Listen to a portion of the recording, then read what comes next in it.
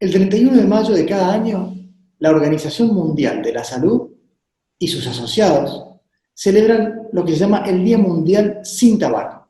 Es una campaña anual y en realidad lo que hacemos es, como siempre decimos, no es que celebremos, sino que concientizamos sobre los efectos nocivos del consumo de tabaco y por supuesto de la exposición al humo del tabaco ajeno y para disuadir el consumo de tabaco en cualquiera de sus formas.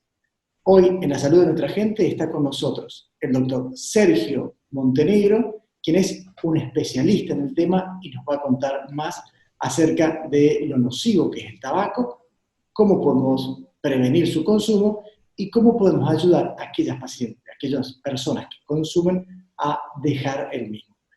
Efectivamente, el 31 de mayo se conmemora el Día Mundial sin Tabaco, este año con el lema de proteger a los jóvenes contra los efectos nocivos, ¿no es cierto?, de la comunicación por parte de las tabacaleras y contra el humo de tabaco ajeno, sobre todo. El tabaquismo sigue siendo un gran problema de salud pública que produce en nuestro país más de 44.000 muertes al año. Por eso todos los profesionales de la salud debemos trabajar, vendría a ser mancomunadamente, para tratar de asesorar y ayudar a todas las personas que están fumando, ¿sí? y a los que todavía no iniciaron, para que justamente reforzar el consejo de que no lo hagan y puedan proteger a su familia contra los efectos nocivos de esta adicción. ¿Qué es lo que lleva a una persona a consumir tabaco?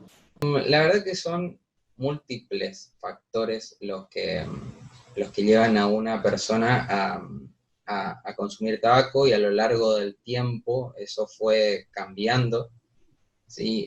Anteriormente, hace mucho tiempo, fumar era, ¿no es cierto?, una cierta manera de tener cierto estatus, ¿no es cierto?, de eh, pertenecer como a un grupo selecto. Eso fue cambiando mucho a lo largo del tiempo, y hoy en realidad también va cambiando el público, vendría a ser al cual eh, se está dirigiendo. Hoy se inicia, vendría a ser en la adicción desde mucho más jóvenes, sobre todo con el tema del cigarrillo electrónico. Hoy, con todos los medios digitales y demás, uno, la verdad que se ve rápidamente envuelto, vendría a ser por toda la propaganda. Uno se compra los dispositivos para fumar, por ejemplo, llena un formulario y a partir de ese medio va recibiendo información y demás, que va introduciendo a este nuevo grupo vendría a ser a fumar. Eso es, entonces, por un lado, cómo fue cambiando. Otros entran porque básicamente están en un grupo donde más fuman, otros porque tienen ciertos, en la casa vendría a ser, ven como modelo que otras personas fumaban, y bueno, lo van tomando de ejemplo de ahí. Muchos empiezan como un juego, ¿sí? Y después terminan envueltos por la adicción. Uno de los puntos que tiene el tema de la adicción que va pasando año tras año, se va haciendo más importante y eso significa que va generando justamente, como usted diciendo, esta adicción, esa necesidad del consumo y que también llega un punto en el cual la persona desea no utilizar más el cigarrillo, el tabaco para su vida. Pero claro, está en medio de una enfermedad y quizás tiene el deseo de dejarlo, pero no puede. ¿Cómo se ayuda a esa gente? En general, cada persona tiene una motivación, ¿no es cierto?, que lo lleva a empezar a pensar en esto de dejar de fumar, ¿sí? Y lo que yo siempre hago en consultorio es tratar de explicar, ¿sí?, que en el tabaquismo en sí produce una triple dependencia, y que cuando uno la entiende, ¿sí?, rápidamente sabe cómo ayudarse. Una, ¿sí?, Una de las dependencias de esto es la dependencia física, que tiene que ver con el efecto directo de la nicotina, que actúa sobre las neuronas, y es lo que genera ese deseo imperioso por fumar, ¿sí? Entonces, ese deseo imperioso de fumar es producido por un efecto biológico, uno no lo puede manejar, y eso se debe a la exposición crónica de estas neuronas, y es lo que genera los síntomas del síndrome de abstinencia. Uno va a ver, el fumador va a ver que después de unos minutos pasa 20, 30 minutos y empieza a tener muchas ganas de fumar. Si pasa un poquito más de tiempo se empieza a poner nervioso, irritable. Es en ese momento en general cuando uno prende un cigarrillo, aspira el humo va por la nariz, ¿sí? Viaja a través de la sangre al cerebro y uno siente un alivio, ¿no? Es decir, cuando llega la nicotina al cerebro, hay calma. Y pasa cierto tiempo hasta que empieza a bajar la dosis de la nicotina y de vuelta empiezan a aparecer esos síntomas desagradables. Y eso se llama síndrome de abstinencia y tiene que ver con el componente físico de la adicción. Sobre ese componente es donde actúan todas las drogas para dejar de fumar, ¿sí? Entonces, hoy, ¿sí?, todos esos síntomas desagradables que uno siente cuando empieza a dejar de fumar se pueden controlar con medicación. Pero ¿qué pasa? No existen las pastillitas mágicas, porque en el tabaquismo no es ese el único problema. No es solo el componente físico, sino, como dijimos, hay otros dos componentes, que es el componente psíquico y el componente conductual. El componente psíquico tiene que ver con que nosotros, o sea, la persona que fuma, también fuma de acuerdo al estado de ánimo. Cuando el ánimo está bajo, cuando está deprimido, tiene una pelea, tiene un conflicto laboral, tiene un conflicto personal, es como que él tiene asociado que ir a fumar le calma esa angustia. Y al contrario, si está contento, está en un viaje, ganó la lotería, ¿sí?, tuvo una alegría, también completa ese momento con un cigarrillo. Es decir, tiene asociado que esos momentos, ¿no es cierto?, se disfrutan con un cigarrillo. Y eso está metido en la parte psíquica. Entonces, ¿sí?, sobre eso también hay que trabajar cuando uno está intentando dejar de fumar.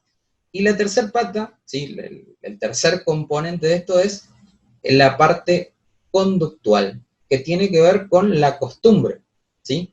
Es decir, uno durante muchos años está acostumbrado a fumar y va desarrollando una rutina con el cigarrillo. Normalmente muchos se despiertan, ni se lavan la cara y lo primero que hacen es, están prendiendo un cigarrillo, luego se suben al auto y en camino al trabajo ya prenden otro cigarrillo y están buscando. ¿Qué pasó?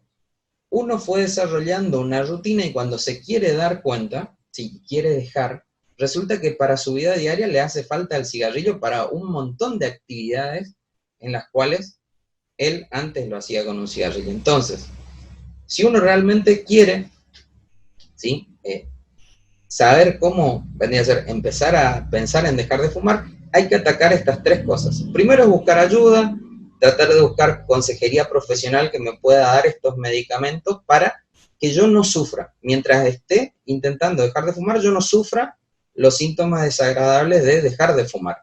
Pero además, entender que no existe la pastillita mágica. O sea, la pastillita mágica es un componente de todo lo otro que implica el tratamiento, que es actuar sobre lo psíquico y lo conductual. Entonces yo tengo que aprender en la parte psíquica, por ejemplo, a aprender a vivir sin el cigarrillo, aprender a sobrellevar esos momentos desagradables, de angustia, una crisis afectiva, un duelo, sin el cigarrillo, ¿sí? Entonces, para eso hay estrategias que normalmente nosotros las enseñamos en el consultorio, muchas veces. Por ejemplo, comento una que siempre la hacemos, que es, cuando uno viene a dejar de fumar es porque algo pasó. O sea, algo, ¿no es cierto?, algo pasó que me llevó a pensar en que quiero dejar de fumar. Entonces, es bueno hacer una lista de por qué yo estoy queriendo dejar de fumar. Hago la lista de los motivos más importantes. Muchas veces es porque tuve un susto con una enfermedad, me apareció una imagen en una tomografía y resulta que me asusté. Bueno, eso es por ahí una motivación. Otra motivación suele ser que en la casa los hijos no le dejan ver a los nietos porque que hay olor a cigarrillo, etc. Hay muchas motivaciones. Suelen ser el motivo económico, suele ser que ahora está difícil, o sea, es difícil, los lugares son más restringidos, es un poco difícil fumar, se sienten discriminados algunos. Entonces, anotarlo en un papel y guardar esa motivación, porque cuando uno está frágil en un momento, por ejemplo, cuando uno está intentando dejar de fumar, pasa una semana o 2 semanas, y tiene un problema, ¿no es cierto? Tiene un problema, discute con alguien, discutió, le pasó algo, bueno, ahí baja esa motivación, ¿sí? Y la persona quiere hacer lo mismo que hacía antes, que cuando tenía un problema, ir a fumar. Entonces, leer esos motivos, ¿no es cierto?, que uno lo guarda, me da un efecto psicológico, por eso esto se llama estrategia cognitivo-conductual, porque también actúa a ese nivel para tratar de decir, no, a ver, estuve esforzándome por venir hasta acá, dediqué mi tiempo, gasté plata en el tratamiento, sí, voy a retomar. Entonces, es una motivación que me acomoda las ideas cuando esto pasa. Y en la parte conductual, por ejemplo, ¿sí?, donde yo tenía una rutina con el cigarrillo, tengo que ir tratando de romper esas rutinas. ¿De qué manera? Planificando, ¿sí? ¿Cómo va a ser mi día a partir del día que deje de fumar? Es decir, el primer día, ¿cómo va a ser? Yo sé que me tengo que levantar y normalmente lo primero que hacía era prenderme un cigarrillo. Bueno, a partir de ese día, ¿qué voy a hacer? Muchos de los fumadores no desayunan, entonces desayunar es algo que me genera, ¿no es cierto?, me enfoca la atención en otra cosa, ¿sí? Muchas veces, ¿no es cierto?, uno fuma más cuando va al trabajo, entonces cambiar de ruta, ir por una nueva avenida, hace que yo esté un poco más concentrado en eso. Y por cada una, nosotros llamamos a esto, o sea, a las situaciones que me hacen acordar al cigarrillo, nosotros le llamamos situaciones gatillo. Entonces nosotros tenemos que tratar de identificar, o cada persona tiene que tratar de identificar esas situaciones gatillo y de antemano ya pensar en una estrategia. La estrategia a veces es comer un chupetín, ¿sí?, tener un caramelo a mano. Entonces cuando yo tengo ganas, ¿sí?, me abro un chupetín, me como un caramelito y pasan ese deseo imperioso de fumar. Algo que quiero aclarar y es muy importante es, ese deseo imperioso de fumar no dura más de 2 minutos.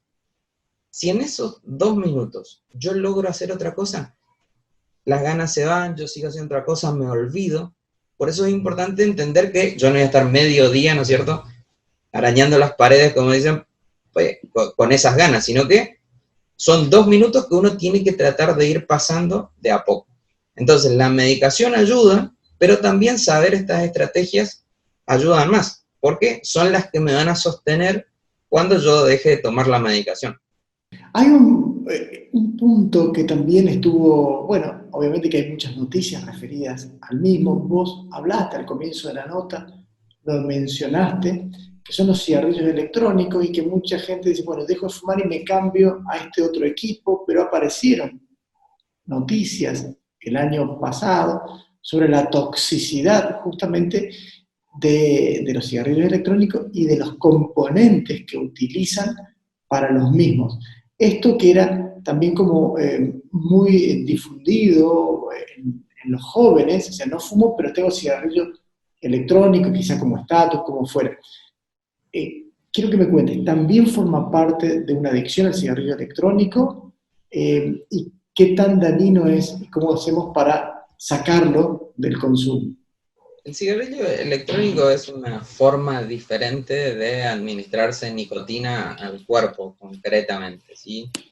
Y bajo esta iniciativa de bajar el consumo, ¿no es cierto?, aparecieron trabajos que por ahí impulsaron, pero no está científicamente comprobado, no hay ningún trabajo que diga que verdaderamente ayuda a dejar de fumar, sino que básicamente es otra forma de administración de nicotina, y que concretamente, si lo que uno tiene que entender es que lo que uno intenta al dejar de fumar es dejar de depender, cortar la dependencia. Entonces, ¿sí?, si uno sigue fumando cigarrillo electrónico, sigue dependiendo, porque sigue entrando la nicotina, que sigue dando ese efecto que les comentaba sobre las neuronas, y sigue haciendo que pase cierto tiempo y yo tenga ganas, o sea, sigue estimulando mi adicción. Con lo cual, la única manera de dejar de fumar es evitar tener contacto con la nicotina.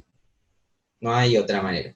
Y para eso hay que prepararse, hay que buscar ayuda. Hoy hay, es decir, muchos grupos, hay ayuda individual, ayuda profesional.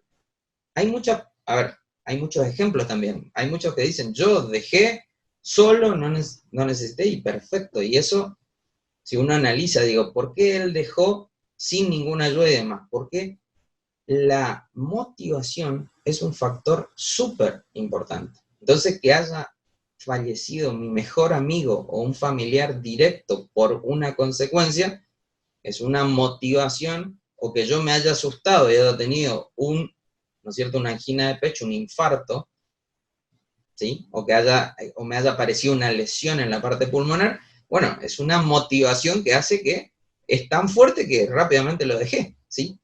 Porque justamente el factor de la motivación es súper importante. Entonces, muchas personas no le hace falta tanta ayuda, porque básicamente, ¿sí?, lo psíquico fue suficiente para entender que no tiene que dejar y dejó. No necesitó más ayuda. Pero hay que entender que es una adicción, como dijiste, es algo difícil, no es tan sencillo, y lo más importante es saber que buscar ayuda vendría a ser, es una buena opción para tratar de dejar. ¿Dónde te ubica la gente que quiere dejar de fumar? Yo trabajé mucho tiempo en el Hospital Madariaga, en Posada, ahora vivo en Alem, pero tengo un consultorio virtual, que ahora yo te voy a pasar el link, la dirección es bit.ly/Sergio Montenegro, donde pueden pedir turnos conmigo y a través de videoconsulta hacer el tratamiento. Hay muchos pacientes que estamos siguiendo con videoconsulta sin ningún problema. Justamente es un tratamiento que se puede llevar tranquilamente por videoconsulta, porque básicamente tenemos que charlar mucho y ¿sí? No es algo que necesite el examen físico. Idealmente es bueno tener una o dos consultas por lo menos durante el tratamiento, que en general nosotros hacemos tratamiento de 3 meses, es lo que más o menos nos lleva, ¿no es cierto?, a atravesar todo este proceso de deshabituación del cigarrillo.